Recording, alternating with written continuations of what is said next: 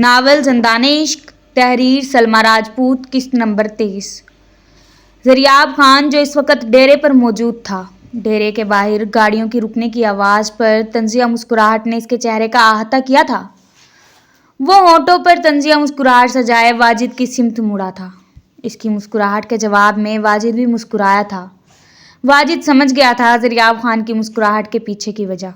تمہیں کتنی مرتبہ کہا ہے زریاب خان کہ دریا میں رہ کر مگرمچھ سے بیر نہیں لیا کرتے، پتہ نہیں تجھے یہ بات سمجھ کیوں نہیں آتی۔ وہ جو ایک بار پھر ڈیرے پر موجود افراد کی سمت متوجہ ہوا تھا، جازب حیات کی بات پر نظریں اٹھائے اب اس کی سمت دیکھ رہا تھا۔ اسے ایک نظر دیکھتے زریاب نے اس انسان کو اپنی بات جاری رکھنے کا اشارہ کیا تھا جو جازب حیات کے خوف سے اپنی بات ادھوری چھوڑ چکا تھا۔ زریاب خان کے اشارے پر اس انسان نے ڈرتے ڈرتے اپنی بات جاری رکھنے کی کوشش کی تھی کہ خود کو نظر انداز ہوتا دیکھ جازب حیات ایک بار پھر بول اٹھا تھا۔ لگتا ہے تمہارے سننے کی حس کمزور ہو گئی ہے، یا ڈر گئے ہو مجھے یہاں دیکھ کر؟ اپنی بات جاری رکھیں چچا، وہ اپنے سامنے کھڑے انسان کی طرف اشارہ کرتے بولا تھا۔ سامنے موجود وہ عمر رسیدہ انسان ابھی بولنے ہی لگا تھا کہ جازب حیات کی آواز ایک بار پھر ڈیرے میں گونجی تھی۔ مجھ سے اتنا ڈر لگتا ہے کہ میری بات کا جواب بھی نہیں دے رہے؟ تم سے اس قدر بزدلی کی توقع نہیں تھی مجھے۔ Once a legend said, "Don't bark if you can't bite." Wajid شاید جازب حیات کو میری بات سمجھ نہیں آئی۔ سیانے کہتے ہیں اگر کاٹنے کی طاقت نہیں تو بھونکنے کا دعویٰ بھی نہ کرو۔ واجد نے زریاب خان کے اشارے پر اس کے کہے جملے کو آسان لفظوں میں بیان کیا تھا۔ اس سب کے دوران مسکراہٹ واجد کے لبوں سے ایک پل کے لیے جدا نہ ہوئی تھی۔ واجد کے منہ سے اپنے لیے تذلیل آمیز الفاظ سننے کے بعد جازب حیات کا چہرہ تذلیل کے احساس سے سرخ ہوا تھا۔ رہی بات بیر لینے کی تو سارا گاؤں یہ بات جانتا ہے، ہمارے علاقے کا مگرمچھ میں ہوں، سو ہمارے گاؤں میں آنے سے گریز برتا کرو جازب حیات۔ کوئی بات نہیں زریاب خان، تم نہ صحیح تمہارے بھائی، میرے بھائیوں کی طرف آنکھ اٹھا کر دیکھنے کی کوشش بھی کی تو خدا قسم دوبارہ دنیا دیکھنے سے محروم ہو جاؤ گے جازب حیات۔ شکل گم کرو اپنی یہاں سے اب۔ پہلے اس بات کا لحاظ کر رہا تھا کہ ہمارے ڈیرے پر آئے ہو، کوئی سخت بات نہ کروں، لیکن اگر تم حد سے بڑھنے کی کوشش کرو گے تو حد سے بڑھنے والوں کو میں بڑھنے کے قابل ہی نہیں چھوڑتا۔ اگر اپنی یہ ٹانگیں اور آنکھیں سلامت رکھنا چاہتے ہو تو کوشش کرنا کہ میرے بھائیوں پر تمہاری پرچھائی بھی نہ پڑے، اور ان پر نظر ڈالنے سے پہلے میری باتیں یاد رکھ لینا۔ امید ہے نظریں ہی نہیں اٹھا پاؤ گے۔ واجد انہیں باہر کا راستہ دکھاؤ، وہ غصہ ضبط کرتے بولا تھا۔ یہ تو تیری غلط فہمی ہے کہ میں تیرے بھائیوں تک نہیں پہنچ سکتا یا انہیں نقصان نہیں پہنچاؤں گا، وہ خود سے عہد کرتے باہر کی جانب بڑھا تھا۔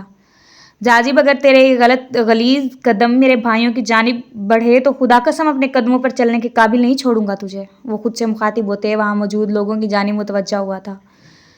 واجد میں گھر جا رہا ہوں، تم یہاں سب سنبھال لینا۔ واجد سے اپنی بات کہتا وہ ڈیرے پر موجود گاڑیوں کی جانب بڑھا تھا۔ اسے اب شاجر اور مارج کو گاؤں میں نہ رکھنے کا اپنا فیصلہ درست لگا تھا۔ اسے گاڑی کی سمت بڑھتے دیکھ ایک گارڈ نے بھاگ کر گاڑی کا بیک ڈور کھولا تھا۔ زریاب کے گاڑی میں بیٹھتے ہی ڈرائیور نے گاڑی سٹارٹ کی تھی۔ اس کے آگے پیچھے موجود گاڑیاں بھی اس کی گاڑی ہی کی تقلید کر رہی تھیں۔ وہ گاڑی کی بیک سیٹ پر بیٹھا پریشان حال نظر آ رہا تھا، آنکھیں غصے کی شدت سے سرخ ہو رہی تھیں۔ گاڑی حویلی کے کار پورچ میں آ کر رکی تھی۔ گارڈ کے دروازہ کھولتے ہی وہ گاڑی سے باہر نکلا تھا۔ گہرے نیلے لباس میں ملبوس وہ کسی ریاست کا شہزادہ لگتا تھا، لیکن چاہنے کے باوجود وہ اپنے پریشانی آج چھپا نہیں پایا تھا۔ دل تھا کہ جازب کمال کی زبان کاٹ دینے کو کر رہا تھا، جس غلیظ زبان سے اس نے اس کے بھائیوں کا نام لینے کی جرت کی تھی۔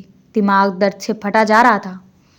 رات نے ہر طرف اپنے ڈیرے جمائے ہوئے تھے، سب طرف سناٹا ہی سناٹا تھا۔ وہ حویلی کے لاؤنج میں انٹر ہوا تھا۔ حیران کن بات تو یہ تھی کہ آج خاموشی نے اس کا استقبال کیا تھا۔ مایا شاید کسی کام میں مصروف تھی، نہ ہی حیدر نظر آ رہا تھا۔ تبھی سے حیدر کے کمرے سے رونے کی آواز آئی تھی۔ وہ مسکراتے ہوئے حیدر کے کمرے کی سمت بڑھا تھا۔ مایا بھائی کیوں ہمارے بیٹے کو رلایا آپ نے؟ وہ مسکراتے لبوں سے بائیں پھیلائے حیدر کی سمت بڑھا تھا۔ حیدر بھاگتے ہوئے زریاب کی باہوں میں سمایا تھا۔ بابا I'm angry plus sad now and don't want to talk to your wife.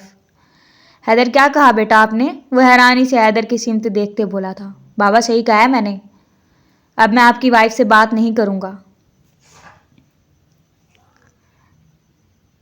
And you know why, because she is a murderer.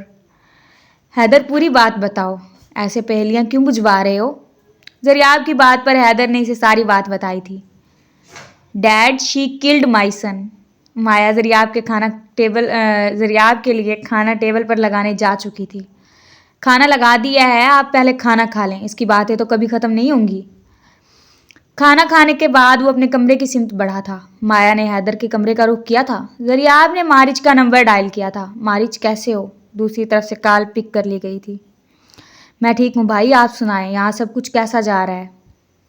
زریاب کی آواز میں چھپی بے چینی سے وہ جان گیا تھا کہ وہ کسی بات کو لے کر پریشان ہے. یہاں سب ٹھیک ہے, لیکن تم وہاں بغیر سیکیورٹی گارڈز کے اکیلے کہیں مت جانا. کیا بات آپ کو پریشان کر رہی ہے؟ زریاب نے مارج کو اپنی اور جازب کی بحث کے متعلق بتایا تھا. زریاب کی بات کے اختتام پر وہ مسکرا دیا تھا. وہ اگر زریاب کی عزت کرتا تھا تو کچھ غلط نہیں تھا. ان کے خلاف اتنی سی بات نے زریاب کو کس قدر بے چین اور بے کل کر دیا تھا. بھائی, میں یہاں سب سنبھال لوں گا, آپ فکر نہ کریں. لیکن کبھی کبھی میں سوچ کر حیران ہوتا ہوں کہ کوئی اس قدر گرا ہوا بھی ہو سکتا ہے. یہ دونوں بھائی فطرتاً ایک سے ہیں. مجھے درگام بتاتا نہیں ہے, لیکن عارف اکثر اپنے بندے اس کی کمپنی میں بھیجتا رہتا ہے. پچھلے دنوں ہماری کارپوریشن کے بھی کئی افراد کو وسیع نے انجام تک پہنچایا ہے. چلیں ٹھیک ہے بھائی, میں فون رکھتا ہوں, آپ بھی اپنا خیال رکھیے گا. مارج کے فون رکھتے ہی اس نے شازر کا نمبر ڈائل کیا تھا. بھائی خیر تو ہے, آپ کی کال اور وہ بھی میرے پاس. شازر, میری بات کان کھول کر سن لو. جی بھائی بولیں, سن رہا ہوں. زریاب کی پریشان کن آواز سن کر وہ سنجیدہ ہوتے بولا تھا. اگر مجھے پتہ چلا کہ تم 10 بجے کے بعد بھی گھر سے باہر ہو تو تمہاری ٹانگیں توڑنے میں خود آؤں گا اسلام آباد. اسے میری دھمکی سمجھ لینا. بھائی, پہلے کبھی آپ کی کوئی بات ٹالی ہے میں نے؟ اب کی بار نہیں مانی تو پھر اپنی ٹانگوں سے محروم ہونے کے لیے تیار رہنا تم. اپنی بات کہتے وہ فون رکھ چکا تھا. بھائی, پتہ نہیں اتنی خوفناک باتیں کیسے کر لیتے ہیں. خیر چھوڑو, میں نے کون سا ان کی بات مان لینی ہے. سوری بھائی, میرے دوست ویٹ کر رہے ہوں گے میرا. آپ کی یہ بات نہیں مان سکتا. خود سے باتیں کرتے وہ بنا آہٹ کیے گھر سے نکلا تھا.